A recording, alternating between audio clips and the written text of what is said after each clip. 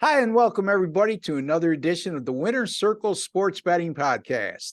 My name is Ross Benjamin of RBWins.com, and like every Tuesday, I'm joined by one of the best handicappers in the country today, Mr. Sean Higgs of PicksandParleys.net. Sean, how was your weekend? How'd you do last week? What you got coming up this week, my friend? Not too bad. I had a 4-2 college football Saturday, which is nice. 3-1 in NFL. Not a lot of NFL for me. I had Denver, the Lions, Saints last night. Lost to Cowboy under. I mean, two-point game going to fourth quarter. I get 33 from Dallas. What are you going to do? Still, NFL 65% of the year, 93 and 52, Ross. So NFL has been unbelievable. College hoops has been good. I think I'm number one on Big Spot. Yeah, I got it right here. You're number one in hoops. College basketball, hitting 56% of his plays. And like we've alluded to on numerous occasions, Sean is a volume guy. He's put out 261 plays in college basketball so far this season. He's hit 56% of those. And if you're a dime player or even a $100 player, $100 players up 1775 and dime players up $17,750. God bless you if you could bet a dime on 261 games in college basketball for the month. But $100 players too. My point being, folks, is if you're going to put out volume, you have to hit a decent percentage. When you put out that type of volume, 55% is going to make you a lot of money. Sean's at 56. Number one in the NFL, like he alluded to. 93 and 52, 145 plays through 13 weeks in the NFL season. This guy's hitting 64.1% of those plays. And again, $100 players in the NFL this year, $3,672.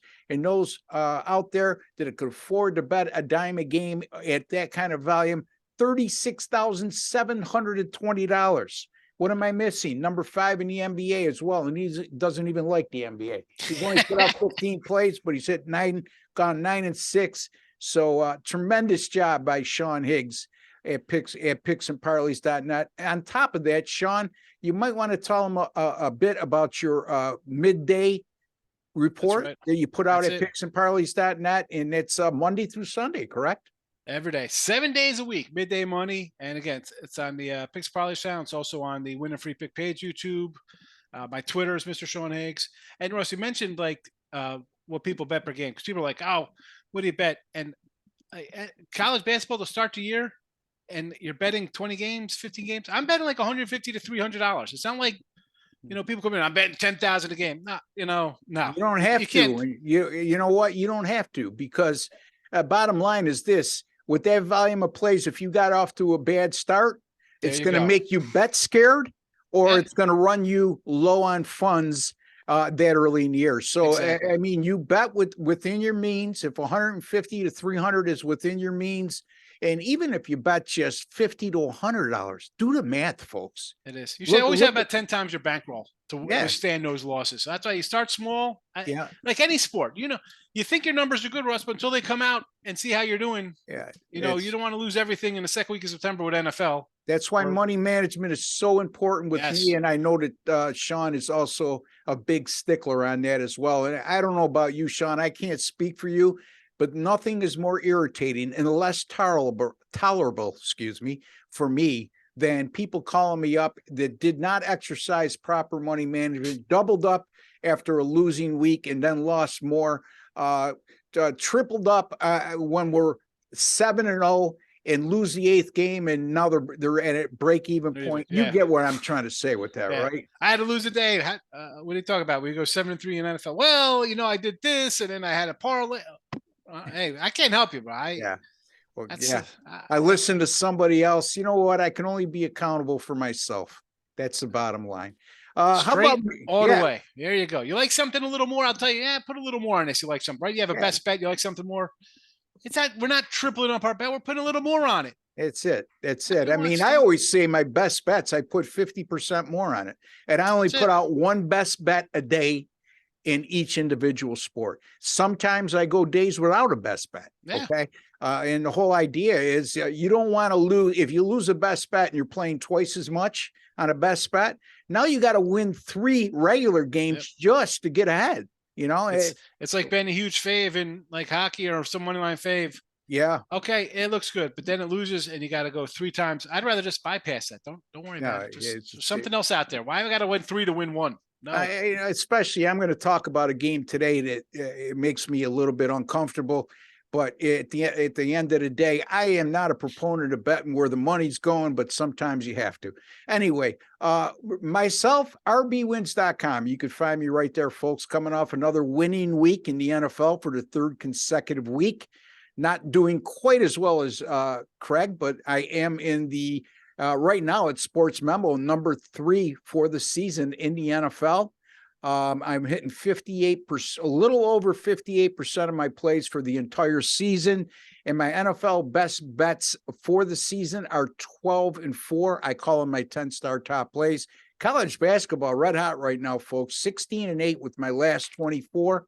And the NBA, 58% still in the NBA since April 1st of last year. And this last 7 days, 19-10 in all sports. So if you look at picksandparleys.net, you'll see I'm number 2 in that category.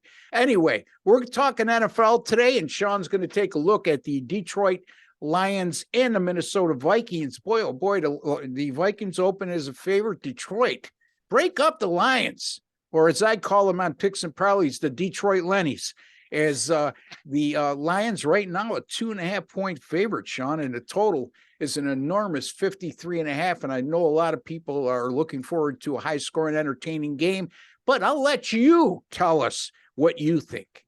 Yeah, I mean, they were a 3-point dog coming into Sunday, and even Sunday they were still a dog. I mean, this line flipped. I'm trying to figure out who we have a backup. Who's quarterbacking? Is Eric Kramer coming out of retirement? Who's They got Randall Cunningham. Who's quarterback in Minnesota? This line has moved 5 points.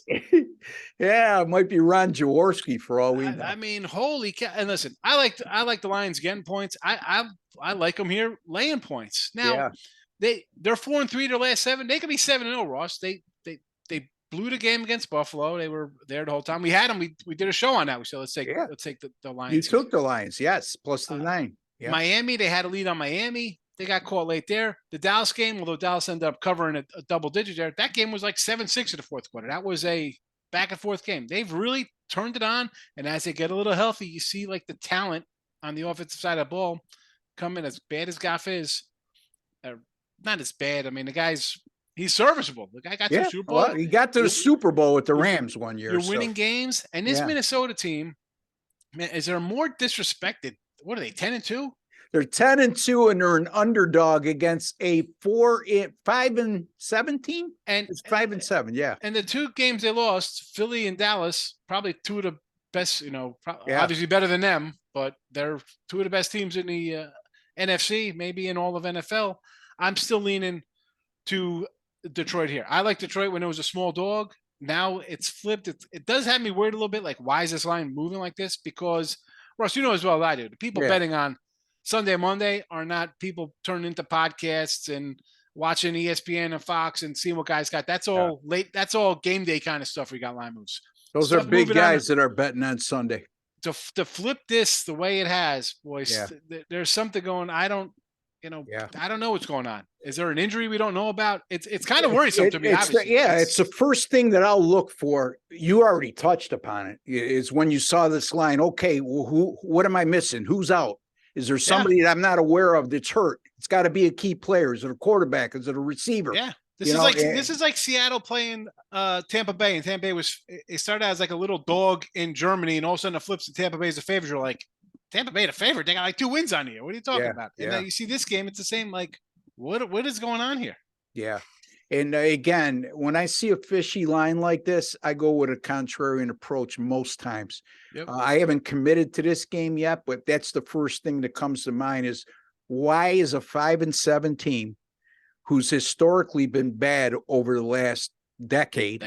And they're a favorite against a 10-2 team in Minnesota. The only thing I could think of and give it First of all, they've won 4 of their last 5 with their only loss, as you touched upon, a 3-point decision against Buffalo, which is nothing to be ashamed of. They were right there and they could have won the game. It's in overtime too. Yeah. Was it overtime that game? Overtime, yeah. Yes. Buffalo tied it late and then it went to overtime and they won it in overtime. Anyway, it was a close game. Whether it was overtime or not, it was a 3-point decision. They were right there.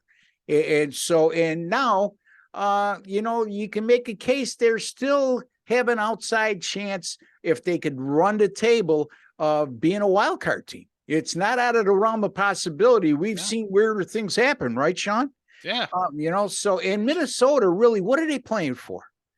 The home field advantage, the number 1 overall seed. I mean, they've had the NFC North locked up for how many weeks now? I mean, nobody's going to catch them. No. They're the division winner. So, it's a matter of whether the number 1 or number 2 seed right now. And, I think urgency and desperation certainly favors Detroit in this situation. And now, whether that, Sean, is that doesn't mean they win. Yeah, just because you have to win and you need to win and you need the game more than the opponent you're playing doesn't automatically mean that's going to happen. So very confusing line, more so confusing line movement. The opening line didn't, the line before Sunday's games last week didn't surprise me, right? I mean, it's 3. That's fine. Makes sense. I really like Dan. I like Dan Campbell. There's something about him. He's infectious. He looks like a player's coach. He acts like a player's coach. And you know what? The Lions are starting to take on his personality with a lot of fire and playing with a lot of heart. So anyway, so that's Sean Higgs' opinion. He likes the Detroit Lions laid a 2.5 over the Minnesota Vikings. And if you can get 135 or less, we discussed this last week. Sean will tell you, and I will tell you, go to the money line, folks. It's worth the extra 25 cents. If you don't believe me, I took Washington on the money line last week. They're a minus 2.5 point favorite, and I got a push instead of a loss. Figure that out. All you need is 2 or 3 of those to happen a year, and it's a big money swing. Anyway, all right, let me get to my game. And Sean, I'm totally uncomfortable with this game. The reason why I'm using it is because on 2 other networks, I've already talked about it. And with just the NFL going on right now, folks, quite frankly, I can't be giving out 6, 7 NFL free picks. So if you already heard it on another network, I apologize. But here's what I got. Kansas City at Denver, 4:05 p.m. Eastern time. Kansas City, a 9-point favorite, and the total is 43. Kansas City's coming off a loss at Cincinnati last week. Nothing to be ashamed of there because the Bengals looking right now like they might be the best team in the AFC. Nobody's talking about.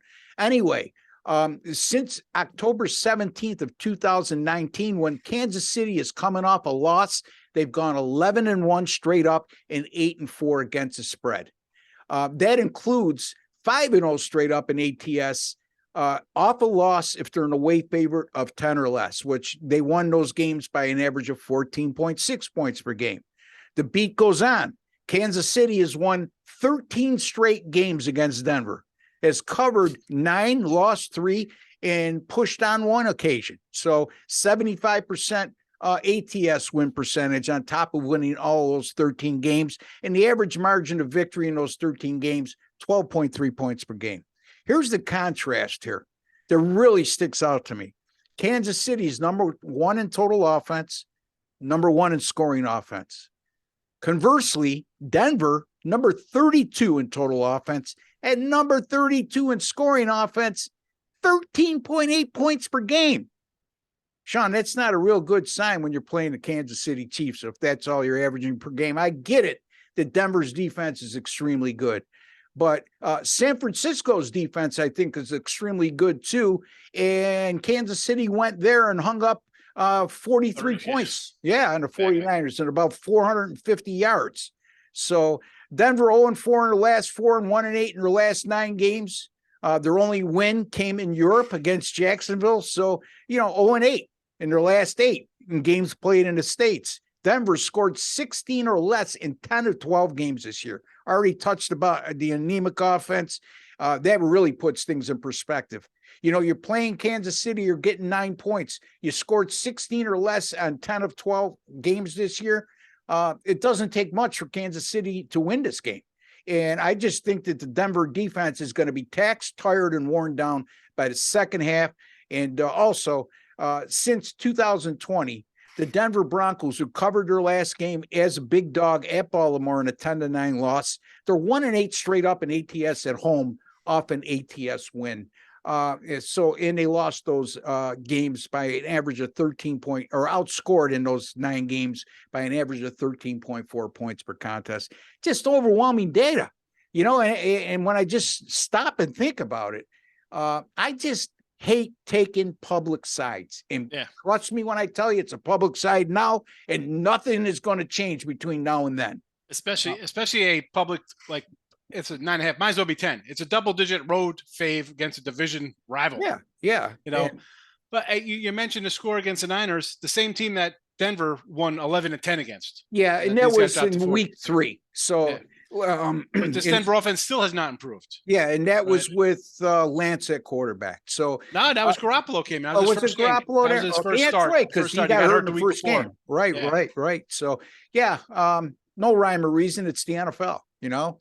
Listen, I'm Kansas City. This line was a 7 to start, and they lost. You know, it was going to bump up because no way they lose 2 games in a row. We saw Buffalo. They lost to Buffalo. The line moved against Kansas City, or with Kansas City against the Niners. Yep.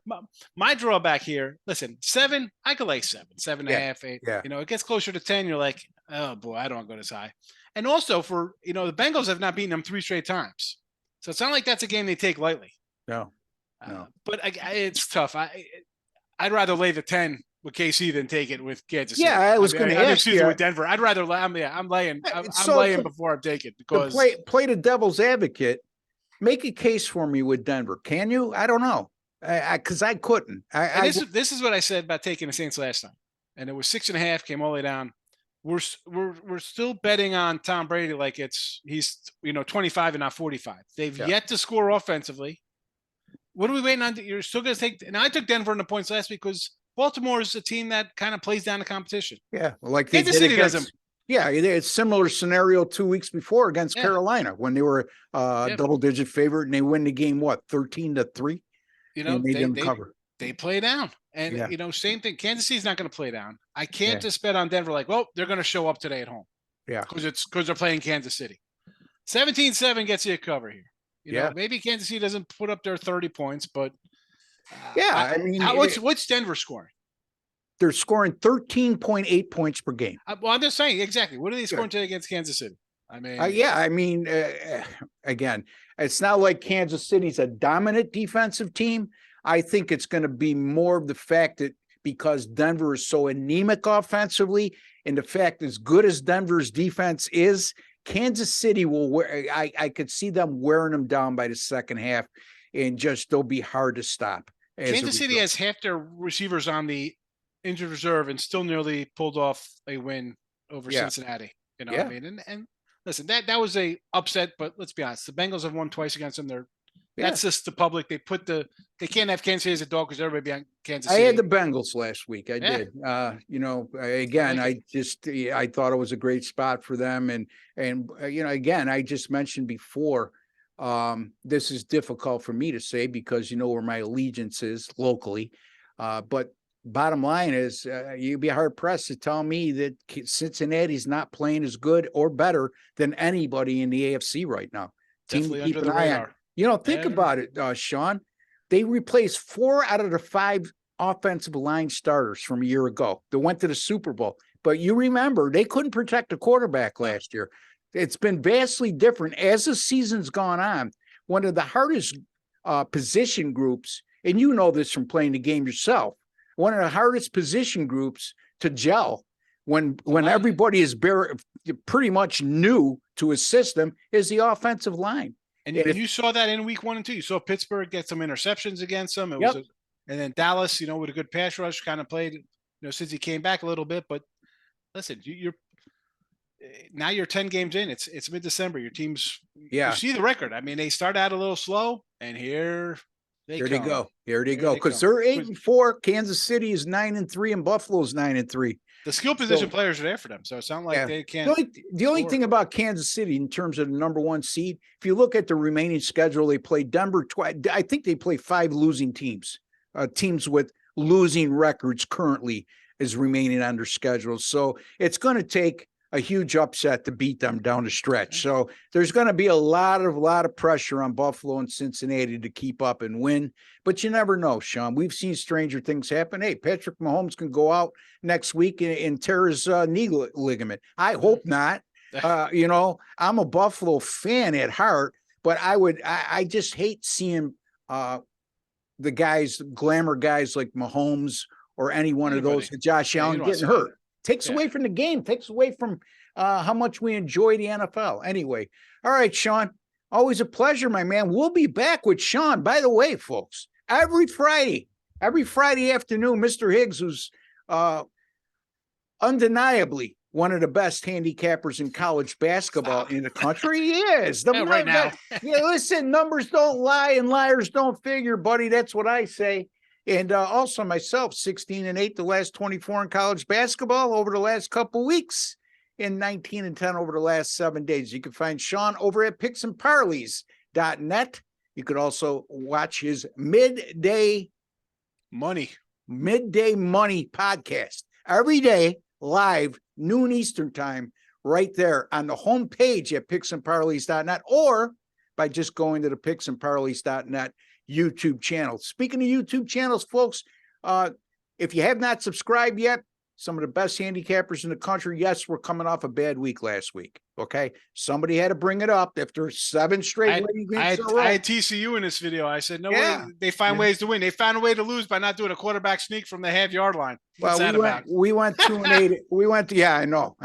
We went 2-8. We went 2. I needed the over in that game, by the way. Not to change gears, but I had the over. The game, I get lucky. The game goes overtime. I said, the only thing that can beat me is just a field goal and nothing else. And sure enough, they go for it from inside to 1, whatever. I don't mind going for it. Why? No, not at all. Not at all. You got a quarterback. All you got to do is fall forward.